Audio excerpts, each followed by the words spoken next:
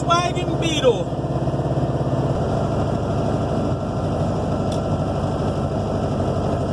For those of you that don't know what cars in the 50s were like, they do not have the creature comforts of today. This thing is brutal to drive. Wow. So I'm going to go ahead and apologize right now if you have trouble hearing me. I actually did order a microphone for this today, and they sent me the wrong one. So, oh well, time constraints being what they are, I'm going to do the best with what I've got. Anyways, like I said, I'm in a 1956 Volkswagen Beetle. The car has been restored, and I will try and put a montage of pictures of just how horrible the car was before and how awesome it is now. And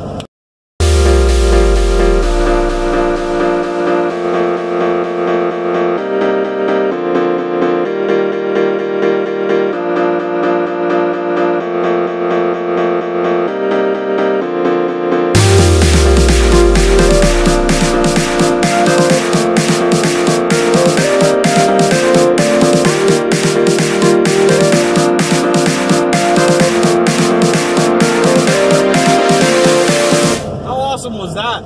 Yeah, this thing was in some really bad condition. Super long story behind it, but point is, it spent I don't know, 30 years just sitting out in a like a storage container, but the storage container had leaked, so it was not good. It was not good at all. The owner actually gave it, the original owner, or the owner that the current owner got it from. Originally was going to charge him like, I don't know, $1,500 or so for the car, but eventually just ended up giving it to him for free when he saw how well of a restoration they were doing, how big of a restoration they were doing. He was just so happy to see the car back out on the road and looking pretty and running that he was just overwhelmed. So he just basically gave the car for free. Now basically everything in the car has been replaced. You know, so mostly the frame is still kind of here, but not all of it. It does not have the same factory motor. So this is running a 2110. For those of you that don't speak Volkswagen, that means it's 2100 cc's. It's not really a complicated naming scheme.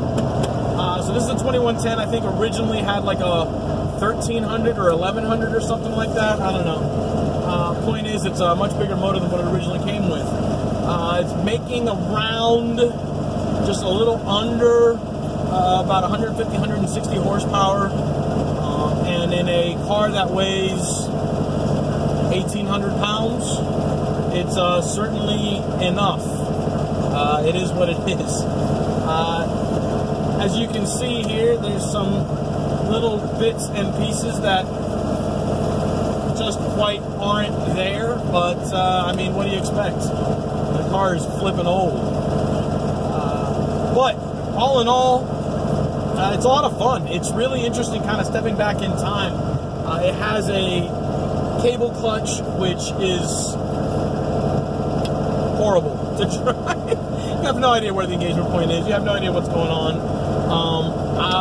You know, if you look at the foot box, I mean, feet are crammed together. All the pedals are together in a weird spacing. The seats don't adjust fore and aft. They just kind of are the way they are. The shifter, I don't know, these gears, it's rough. You gotta be a big boy to drive this thing.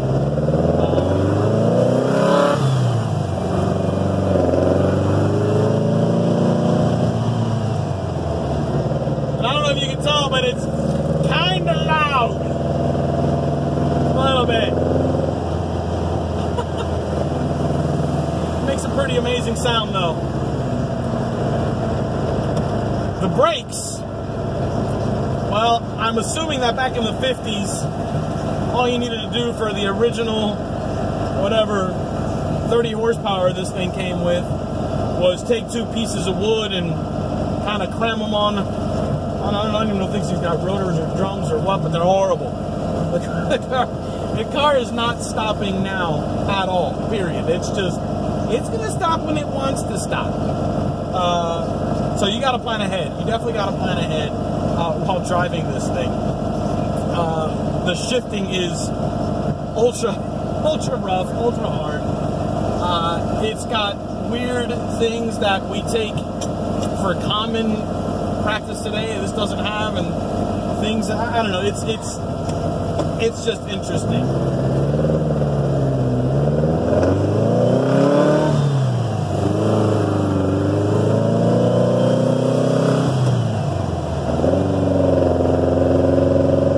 The steering wheel, for instance, is I don't know, about that big around. Yeah, I don't know how people did this back in the day. Like, it's so uncomfortable. And it's got no power steering, so you've got to muscle it. Well, you're trying to muscle it, but you got nothing to hang on to. So it's an odd sensation as you're trying to drive and steer the vehicle.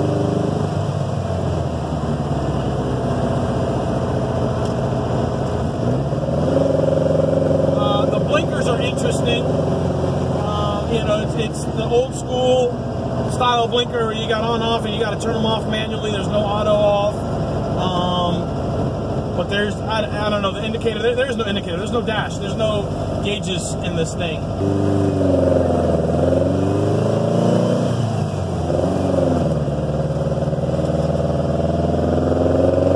The handling of the car is non-existent. It's technically going around a turn or a corner, but I have no idea what's going on. I have zero feel for the road, zero feel for what is happening in front of me, what the tires are doing, what kind of grip I have. It's really weird, and you'd think that with no power steering, that it would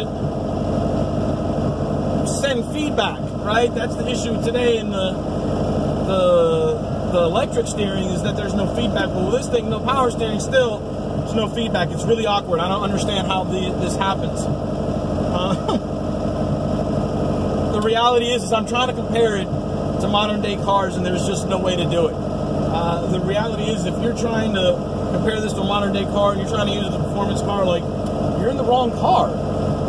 This is definitely something that you should just be enjoying. It's meant to cruise, it's meant to get looks, it's meant to get oohs and ahs, it's meant to go to car shows, and for that, man, this thing is absolutely dominating it. It's incredible. I'm here in Orlando again, and you know, in this area, Volkswagens, they're a big deal. The old ones are still a big deal.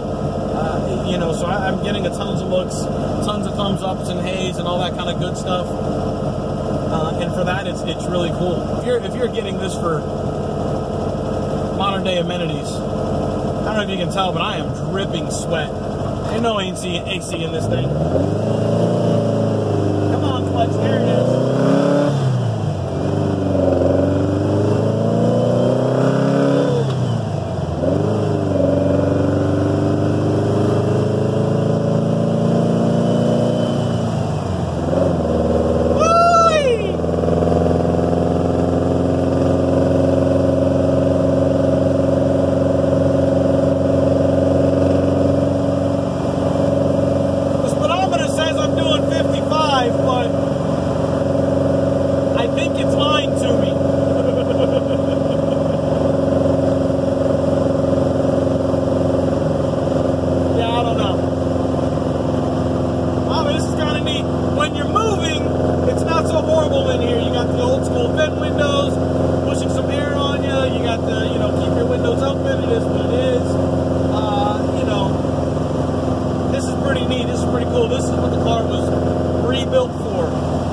Just cruising down the road, having fun. It's a flash in the past. Nothing like stepping back 60 years.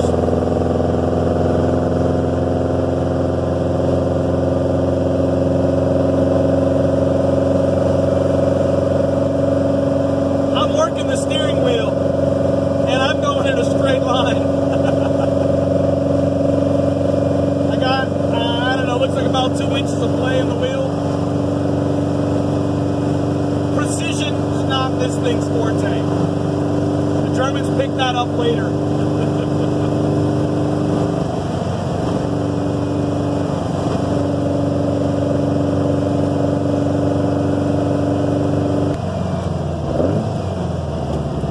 Heel and toe doesn't quite work. The placement of the pedals is difficult, to say the least. I don't know if performance driving was on their forefront, their thoughts when they decided to put this vehicle together. Achtung, speed wide up, no speed. I don't know what accent that was. I can't do a German accent, I don't know. Sue me. Woo.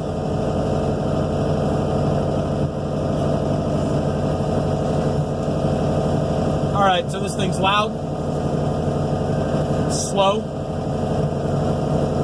craves all attention. This thing's meat. It's not very fat though, so I guess maybe not.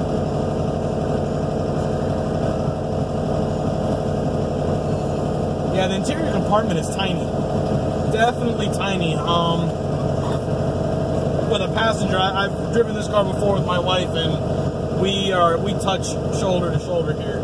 Shifting becomes an issue. My arm is actually over her leg to be able to get to the shifter.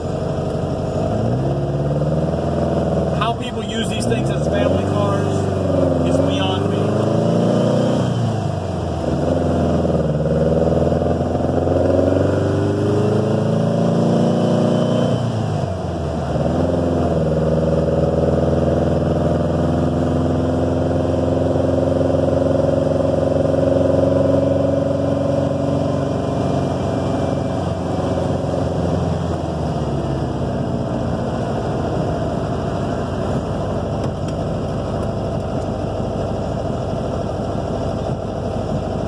I think the biggest gripe that I'm having right now is that the seat doesn't slide fore or aft, so the way I'm having to contort my legs to work the pedals is really starting to cramp up and not feel any good.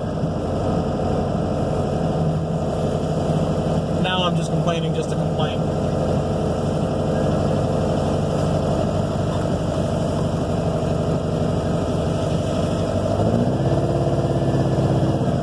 I am definitely at the conclusion that antique cars are cool. I love them. I think they're neat to look at.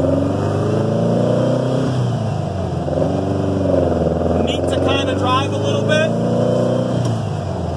Just to see what it was like, that throwback sensation. But I'm going to stick to modern cars. I can't do this.